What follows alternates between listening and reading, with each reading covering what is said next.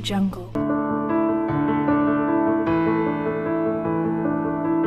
मसीह यीशु में सभी प्रिय भाई बहनों को जय मसीह की। पिता परमेश्वर का धन्यवाद हो जिसने एक बार फिर से ये समय दिया कि मैं परमेश्वर के जीवित वचनों के साथ आपसे बातें कर सकूं। तो मेरे प्रियजनों, हम भारत देश में रहते हैं, भारत देश के साथ प्रेम करते हैं, भारत देश के लिए प्रार्थना करते हैं, भारत में रहने वाले हर एक भाई बहन के लिए प्रार्थना करते हैं। तो मेरे प्रियजनों, हम देखते हैं कि भारत में एक साल में बहुत सारे पर्व आते हैं, बहुत सारे त्योहार आते हैं, जिनमें से एक पर्व है राखी का पर्व, रक्षाबंधन का पर्व, जिसे भाई बहन एक प्रेम का बंधन कहते हैं। तो मेरे प्रियजनों, बाइबल हमें इस पर्व के विषय में क्या बताती है? क्या मसीही बहनें अपने भाइयों के राखी बांध सकती हैं? क्या मसीही भाई अपनी बहनों से राखी बंधा सकते हैं? क्योंकि देखते हैं तो इसमें कोई बुराई नहीं नजर आती, है ना। ये बोला जाता है कि ये एक प्रेम का त्योहार है, भाई बहनों के प्रेम का त्योहार है। तो परमेश्वर का वचन हमें प्रेम के विषय में सिखाता है। परमेश्वर का वचन कहता है कि अपने पड़ोसियों से अपने समान प्रेम करो, हर एक इंसान से प्रेम करो, अन्य जातियों से प्रेम करो। परमेश्वर का वचन कहता है अपने दुश्मनों से प्रेम करो, हर एक इंसान साथ परमेश्वर का वचन कहता है प्रेम करो, क्योंकि परमेश्वर प्रेम है। और परमेश्वर ने अपने पुत्र यीशु मसीह के द्वारा सलीब के ऊपर, क्रोस के ऊपर अपने प्रेम को प्रकट किया है। तो मेरे प्रिय जनों, जब बात आती है रक्षा बंधन की, तो क्या मसीही लोग इसे पर्व को मना सकते हैं?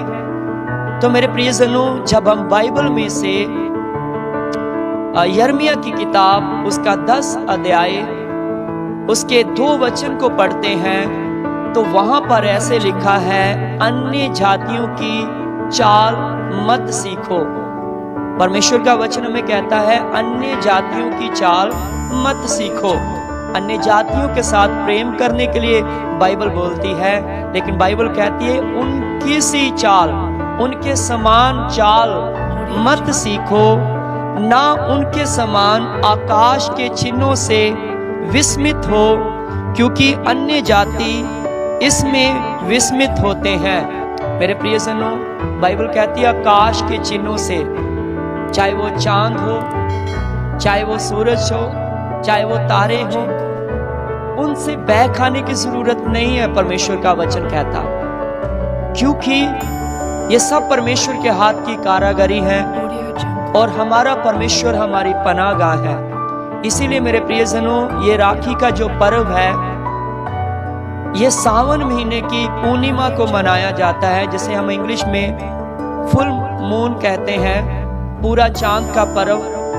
तो मेरे प्रियजनों, परमेश्वर का वचन कहता है अन्य जातियों की चाल मत सीखो। याद रखें, ये जो त्योहार है, पर्व है, देवी देवताओं के साथ इसका इतिहास जुड़ा हुआ है। जब आप इतिहास को पढ़ेंगे, राखी के पर्व के इतिहास को, इसके पन्नों को जब आप खोलेंगे, तो आपको पता चलेगा ये देवी देवताओं के साथ संबंधित है। इसीलिए मेरे प्रियजनों, परमेश्वर का वचन कहता है एक जीवित परमेश्वर को जब हम भरोसा करते हैं, विश्वास करते हैं, तो मेरे प्रियजनों, हमें अन्य जातियों के साथ प्रेम करना है, लेकिन उनके समान हमें चाल नहीं चलना, उनके समान हमें काम नहीं करना।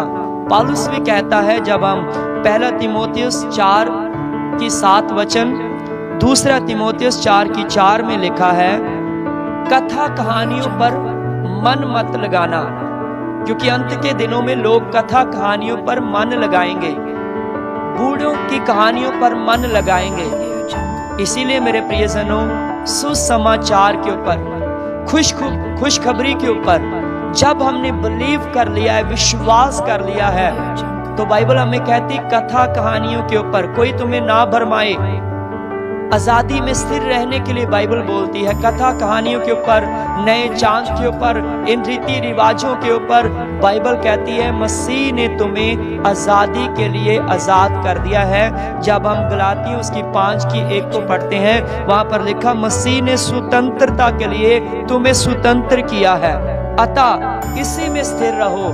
मेरे प्रियजनों, बाइबल कहती है जो आजादी मसीह ने तुम्हें दे दी है उसी में स्थिर रहो, दोबारा से गुलामी के जुए में मत जाओ। इसीलिए मेरे प्रियजनों, दोबारा से परमेश्वर का वचन कहता गुलामी के जुए में मत जाओ।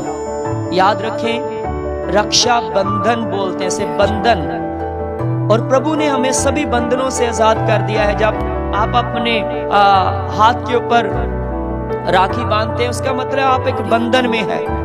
तो मेरे प्रियजनों, मसीह ने आपको बंधनों से आजाद किया है। हमारे भारत में बहुत इसको आदर मान दिया जाता है।